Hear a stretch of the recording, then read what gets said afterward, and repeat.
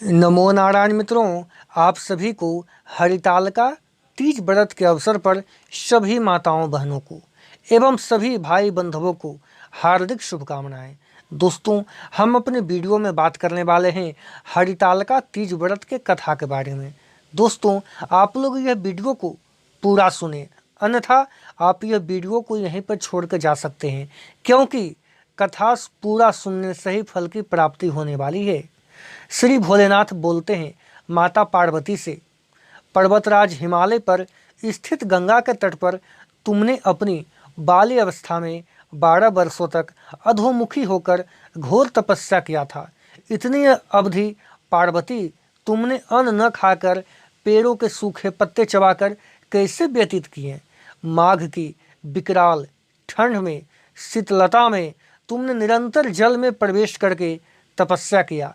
बैसाख में जला देने वाले धूप में, गर्मी में तुमने पंचाग्नि से शरीर को तपाया।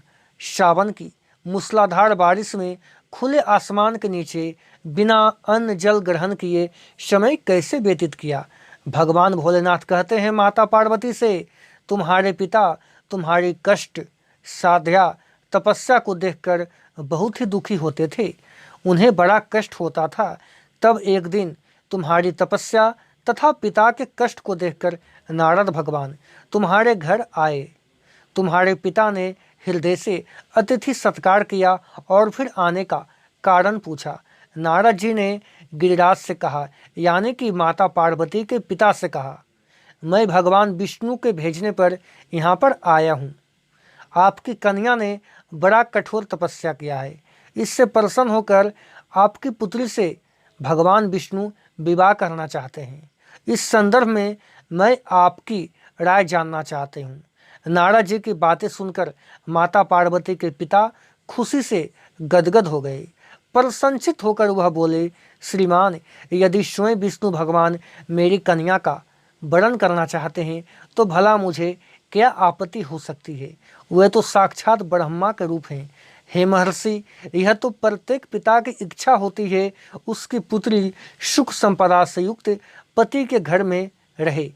पिता की सार्थकता इसी में है कि पति के घर जाकर उसकी पुत्री पिता के घर से भी अधिक सुख शांति से रहे। तुम्हारी पिता की स्वीकृति पाकर नारद जी विष्णु भगवान के पास गए और उन्होंने तुम्हारे विवाह के निश्चित होने का समाचार सुनाया। मगर इस विवाह का संबंध जब माता पार्वती यानी कि तुम्हारे कानों में पड़ी तो फिर माता पार्वती के दुख का ठिकाना न रहा। माता पार्वती बहुत ही उदास रहने लगी। फिर माता पार्वती के सामने एक सखी ने उनसे पूछा कि क्या कारण है? तब तुमने बताया, मैंने सच्चे हृदय से भगवान शिव शंकर का वरण किया है, किंतु मेरे पिता ने मेरा विवाह विष्णु जी से निश्चित कर दिया है। मैं विचित्र धर्म संकट में हूँ, अब मैं क्या करूँ? प्राण छोड़ देने के अतिरिक्त अब कोई भी उपाय शेष नहीं बचा है। तुम्हारी सखी जो है बड़ी ही समझदार और सूझबूझ वाली थी। उसने कहा, सखी, प्राण त्यागने का इसमें कारण ही क्या है? संकट के मौके पर धैर्य से काम लेनी चाहिए। यहाँ पर देखिए, पार्वती माता की सखी सहेली उन्हें समझा रही है। नारी की जीवन की सार्थकता इसी में है कि पिता रूप में हृदय से जिसे एक बार स्वीकार कर लिया, जीवन पर्याप्त उसी के साथ निर्वहन करनी चाहिए। सच्ची आस्था और एक निष्ठा के समक्ष तो ईश्वर को भी समर्पण करना पड़ता है। मैं तुम्हें घनघोर जंगल में लेकर चलती हूँ, जो साधना स्थली भी हो और जहाँ तुम्हारे पिता तुम्हें खोज भी न पाए। वहाँ तुम साधना में लीन हो जाना। मुझे विश्वास है ईश्वर अवश्य तुम्हारी सहायता करेंगे। माता पार्वती ने वैसे ही किया। फिर भगवान शंकर कहते हैं माता पार्वती से, तुम्हारे पिता तुम्हें घर पर न पाकर बड़े ही दुखी तथा चिंतित हुए। वे सोचने लगे तुम कहाँ चली गई। मैं विष्णु जी से उसका विवाह करने का प्रण कर चुका हूँ। यदि भगवान विष्णु बारात लेकर आ गए और कन्या घर पर न हुई तो बड़ा अपमान होगा। मैं तो कहीं मुंह दिखाने के योग भी नहीं रहूँगा। यही सब सोचकर गिरिराज ने जोर शोर से तुम्हारी खोज शुरू करवा दी। इधर तुम्हारी खोज होती रही और उधर तुम अपनी सखी के साथ नदी के तट पर एक गुफा में मेरी आराधना में लीन थी। भाद्रपद शुक्ल पक्ष तृतीया तिथि को हस्त नक्षत्र था। उस दिन तुमने रेत के शिवलिंग का निर्माण करके व्रत किया। रात भर मेरी स्तुति के गीत गाकर जागी। तुम्हारी इस कष्ट साध तपस्या के प्रभाव से मेरा आसन डोलने लगा, मेरी समाधि टूट गई। मैं तुम्हारे समक्ष जा पहुंचा और तुम्हारी तपस्या से प्रसन्न होकर तुमसे वर मांगने को कहा। तब अपनी तपस्या के फलस्वरूप माता पार्वती अपने समक्ष पाकर कहा, मैं हृदय से आपको पति के रूप में वर्ण कर चुकी हूँ। यदि आप सचमुच मेरी तपस्या से प्रसन्न होकर आप यहाँ पधारे हैं तो मुझे अपनी अर्धांगिनी के रूप में स्वीकार करिए। तब मैं तथास्तु कर कैलाश पर्वत पर लौट आया। प्रातः होते ही तुमने पूजा की समस्त सामग्री को नदी में प्रवाहित करके अपनी सहेली सहित व्रत का पालन किया। उसी समय तुमने मित्र बंधु व दरबारियों सहित गिरिराज यानी कि माता पार्वती के पिता तुम्हें खोजते खोजते वहाँ पर आ पहुँचे और तुम्हारी इस कष्ट साध्या तपस्या का कारण तथा उद्देश्य पूछा। उस समय तुम्हारे दशा को देखकर गिरिराज अत्यंत दुखी हुए और पीड़ा के कारण, कष्ट के कारण उनकी आंखों में आंसू उमड़ पड़े। तुमने अपने पिता के आंसू पोंछते हुए विनम्र स्वर में कहा, पिताजी, मैंने अपने जीवन का अधिकांश समय कठोर तपस्या में बिताई है।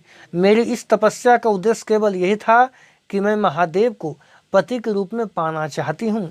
आज मैं अपनी तपस्या की कसौटी पर खरी उतर चुकी हूँ। आप क्योंकि विष्णु जी से मेरा विवाह करने का निर्णय ले चुके थे, इसीलिए अपने आराध्य की खोज में घर छोड़कर चली आई। अब मैं आपके साथ इसी शर्त पर घर जाऊंगी कि आप मेरा विवाह विष्णु जी से न करके महादेव जी से यानी कि भोलेनाथ से कर देंगे। माता पार्वती के पिता मान गए और उन्हें घर लेकर के आए। कुछ समय के बाद शास्त्रोक्त विधि विधान पूर्वक उन्होंने माता पार्वती की और फिर भोलेनाथ की दोनों का विवाह सूत्र में बांध दिया। हे पार्वती, भाद्रपद की शुक्ल पक्ष तृतीया तिथि को तुमने मेरी आराधना करके जो व्रत किया था, उसी के फलस्वरूप मेरा तुमसे विवाह हो सका। इसका महत्व यह है कि मैं इस व्रत को करने वाली कुंवारियों को मनोवांछित फल देता हूँ। इसीलिए सौभाग्य की इच्छा करने वाली प्रत्येक युवती को यह व्रत पूरी एक निष्ठा तथा आस्था से करनी चाहिए।